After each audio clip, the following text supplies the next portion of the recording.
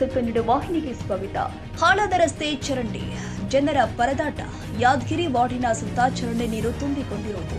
ಯಾದಗಿರಿ ಪಟ್ಟಣದ ಅನೇಕ ವಾರ್ಡ್ನಲ್ಲಿ ಅವೈಜ್ಞಾನಿಕ ಚರಂಡಿ ವ್ಯವಸ್ಥೆಯಿಂದ ಮತ್ತು ಅಲ್ಲಲ್ಲಿ ರಸ್ತೆಯಲ್ಲಿ ಬಿದ್ದಿರುವ ತಗ್ಗುಗಳಿಂದ ಮಳೆ ನೀರು ತುಂಬಿಕೊಂಡಿದ್ದು ಜನಸಂಚಾರಕ್ಕೆ ನಿತ್ಯವೂ ಕೂಡ ಪರದಾಡ್ತಾ ಇದ್ದಾರೆ.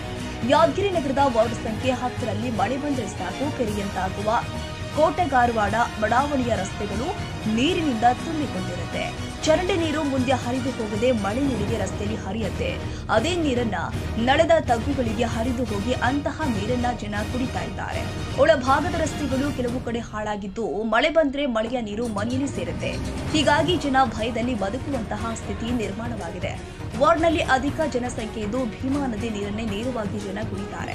ಮಾಲಿನ್ಯ ನೀರನ್ನ ಜನ ಕುಡಿಯುವ ಬಗ್ಗೆ ಬೇಸರ ವ್ಯಕ್ತಪಡಿಸಿ ಮಾತನಾಡಿದ ಸಾರ್ವಜನಿಕರು, ಅಧಿಕಾರಿಗಳು ಇದುವರೆಗೂ ಜನರಿಗೆ ಶುದ್ಧ ಕುಡಿಯುವ ನೀರು ಕೊಡಿಸಲು ಸಾಧ್ಯವಾಗಿಲ್ಲ. ಈ ಸಮಸ್ಯೆಯನ್ನು ಕೂಡ ಎಷ್ಟು ದಿನ ಅನುಭವಿಸಬೇಕು ಎನ್ನುವುದೇ ಪ್ರಶ್ನೆಯಾಗಿದೆ. ಆದಷ್ಟು ಬೇಗ ನಮ್ಮ ಏರಿಯಾ ಸಮಸ್ಯೆ ಬಗೆಹರಿಸಿದ್ದಾರೆ. ಅನೇಕ ವರ್ಷಗಳಿಂದ ಪುರಸಭೆಗೆ ಅನುದಾನ ಬಿಡುಗಡೆಯಾದರೂ ಕೂಡ ಇದನ್ನ ಸರಿಯಾಗಿ ಬಳಕೆ ಮಾಡ್ತಾ ಇಲ್ಲ. ಟೆಂಡರ್ನಲ್ಲಿಯೂ ಕೂಡ ವಿಳಂಬವಾಗ್ತಾ ಇದೆ. ಹೀಗಾಗಿ ಅನುದಾನ ಬಿಡುಗಡೆಯಾದರೂ ಕೂಡ ಅದು ಬಳಕೆ ಆಗ್ತಾ ಇಲ್ಲ. ಹೀಗಾಗಿ ನಿರೀಕ್ಷಿತ ಮಟ್ಟದಲ್ಲಿ ಪಟ್ಟಣ ಅಭಿವೃದ್ಧಿ ಆಗ್ತಾ ಇಲ್ಲ ಎಂದು ಸಾರ್ವಜನಿಕರು ಆಕ್ರೋಶ ವ್ಯಕ್ತಪಡಿಸಿದರು. ಕೋಟೆಗಾರವಾಡ ಬಡಾವಣೆಯ ಸರ್ಕಾರಿ ಶಾಲೆಯ ಸುತ್ತಮುತ್ತಲೂ ಚರಂಡಿ ನೀರು ತುಂಬಿಕೊಂಡಿದೆ. ಹಂದಿಗಳು ವಾಸವಾಗಿದೆ. ಮಕ್ಕಳು ಶಾಲೆಗೆ ಬರಲು ಚರಂಡಿ ನೀರಲ್ಲೇ ಬರಬೇಕಾಗಿದೆ. ಅಂತಹ ರಸ್ತೆಯಲ್ಲಿ ಮಹಿಳೆಯರು ವೃದ್ಧರು ಬರುವುದು ಹೇಗೆ ಎಂಬುದು ಜನರ ಪ್ರಶ್ನೆಯಾಗಿದೆ. ಅದಕ್ಕಾಗಿ ಶಾಲಾ ಕೇಂದ್ರದ ಸುತ್ತಮುತ್ತ ಸ್ವಚ್ಛತೆ ಮಾಡಬೇಕು, ಸುಗಮ ಸಂಚಾರಕ್ಕೆ ಅವಕಾಶ ಮಾಡಿಕೊಡಬೇಕು ಅಂತ ಹೇಳಿದ್ರು. ಸರ್, ಇದು ಏನು ವಿಷಯದ ಬಗ್ಗೆ ಸರ್? ಏನಿಲ್ಲ ಸರ್, ಇದು ಯಾದಗಿರಿ ಜಿಲ್ಲೆಯಲ್ಲಿ ಕೊಟಗರೋಡ ಅಂತಕ್ಕಂಥದ್ದೇನು ಆದೋ ಇಲ್ಲೋ ಗೊತ್ತಿಲ್ಲ. ಕೊಟಗರೋಡ ಶಾಲೆ ಮುಂದುಗಡೆ ಇಷ್ಟೊಂದು ಅವ್ಯವಸ್ಥೆ ಆಗಿದೆ.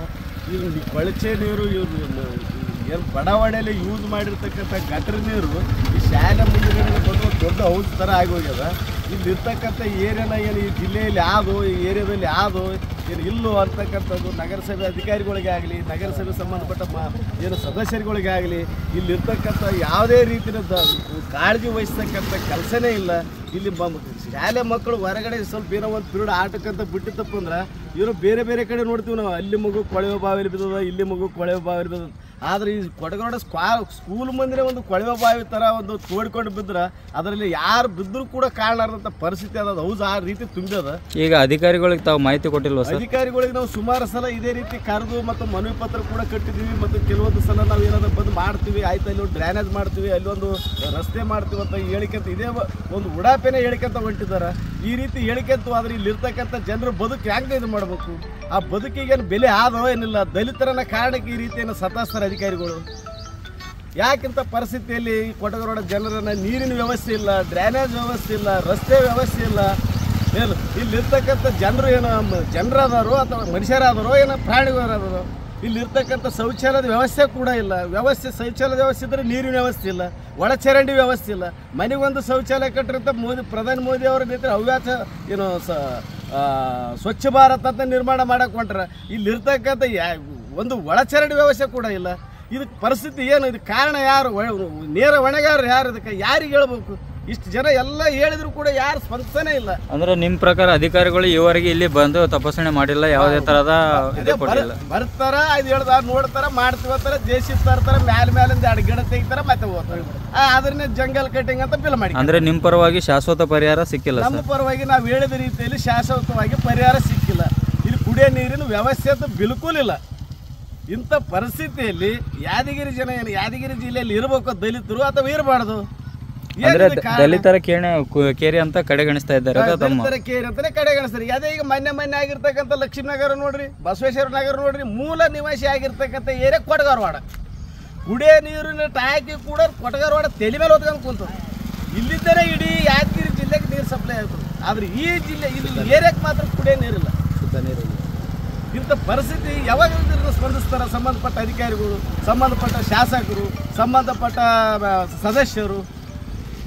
ಇದ್ರ ಬಗ್ಗೆ ಯಾಕಿನ್ನೂ ಗಮನ ಹರಿಸ್ತಿಲ್ಲ? ಸುಮಾರು ಸಲ ಒಂದು 7-8 ಸಲ ಇದನ್ನು ನಾವು ವಿಸಿಟ್ ಮಾಡಕ್ಕೆ ಹಚ್ಚಿದ್ವಿ.